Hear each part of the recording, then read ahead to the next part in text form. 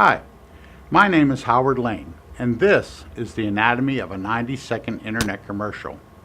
I produced this little documentary to try and help people, especially my students, understand all that goes into making a short commercial, why the commercials they see on national television can cost tens of thousands of dollars, even hundreds of thousands of dollars at times, and why even locally produced commercials can cost several thousand. Of course, we didn't employ famous actors or go to exotic locations, employ fantastic special effects, or any of those kinds of things that cost the big bucks. But we still had to tell a story. That's what a commercial is. It's a story told in a very short amount of time.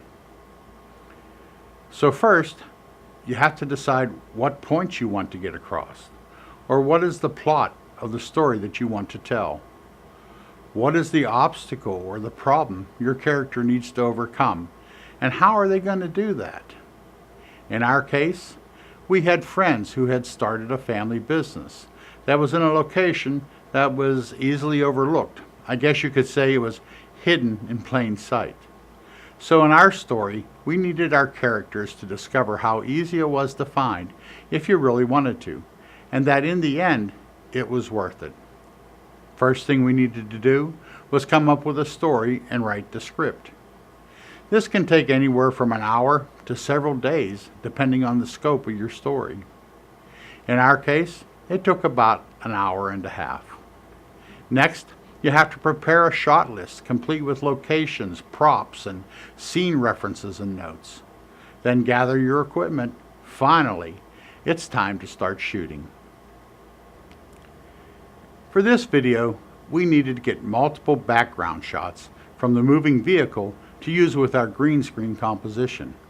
We needed shots from the left side and the right side of the car as we traveled down the same area of roadway. And we needed the same footage through the front windshield as well. Each of these angles took several passes before we were satisfied with what we had. Then we needed a couple of location shots. And while we were there, we filmed several of the scenes from our shot list and took photographs of the great food that they had to offer. Unfortunately, the finale scene shot on location in the restaurant didn't work out for various reasons. Excessive background noise, lighting, and other distractions. No problem. We just rewrote the script and put the finale scene back in the van. It was a good thing that we had reviewed our footage before we shot the van scenes. This made it easy to rewrite and add the scene to our van shot list.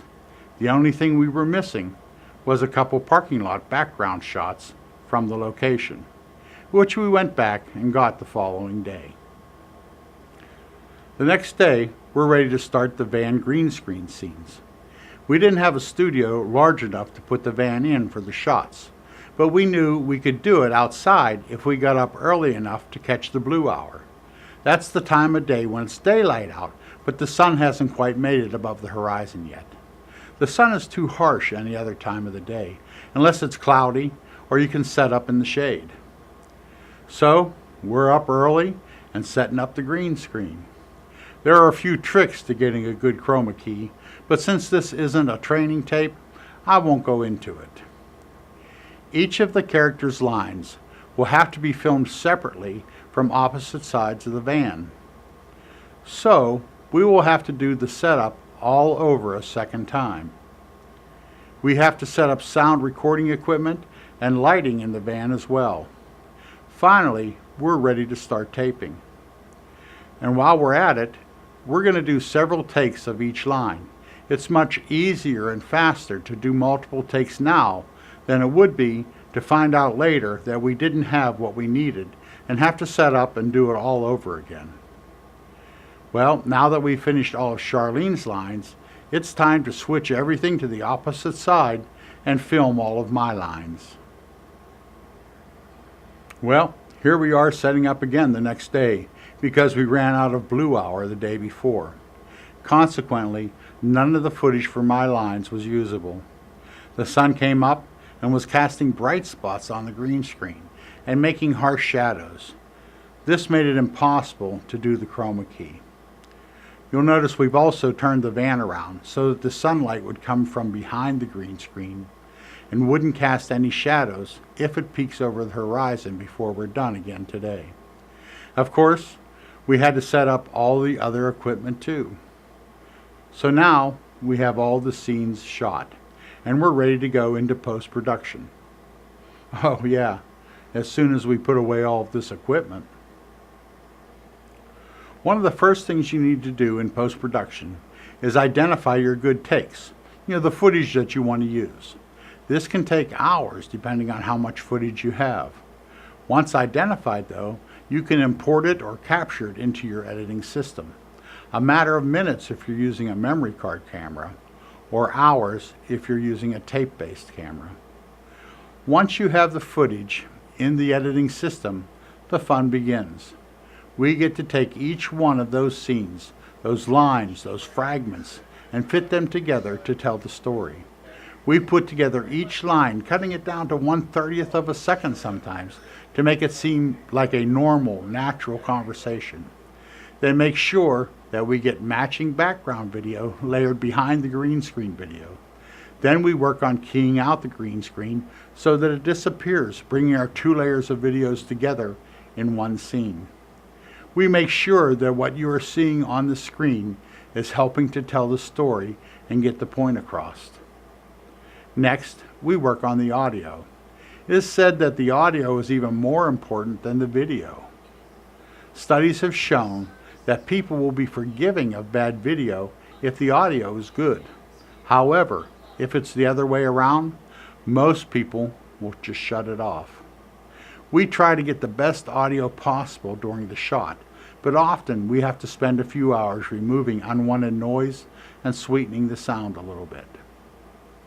We want to make sure also that we include natural sounds in there as well. For instance, in our case, we made sure that we used the traffic sounds from the background recordings, because if you were driving down the road, you would hear other cars. Well, let's move on to overlays.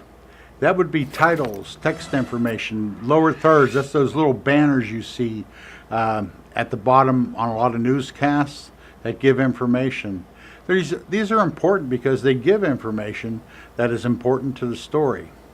But we want to make sure that they're pleasing to look at and fit well with the style of the whole video. Most times you need to find a little subtle sound effect to go along with the appearance of it on the screen and kind of tie it all in with the video.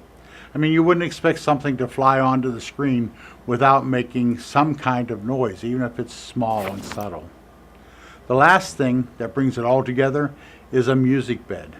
You need to have a fitting music bed playing under the whole advertisement, something that helps set the mood that you're trying to achieve and or goes along with the theme of your production. After that, it's just a matter of transcoding it and making it ready for viewing. Well, there you have it. All total in this project, we have invested about 28 hours, give or take an hour. According to the research that I've done on the web, the average videographer in America is being paid about $35 an hour. Then, if you want to add in the cost of actors, lighting crew, camera operators, equipment rental, studio time, and on and on and on, you can start to understand how some companies can spend so much money on an advertisement. Of course, our actors, videographer, lighting crew, equipment, and everything else were volunteered. And our production wasn't Super Bowl ad quality, but it does tell a story, and it does get the point across. But I thought this might give you a little perspective of what goes into producing a 90-second internet commercial. And now, if you'll follow the link, you can go see the ad. Thank you for watching, and God bless.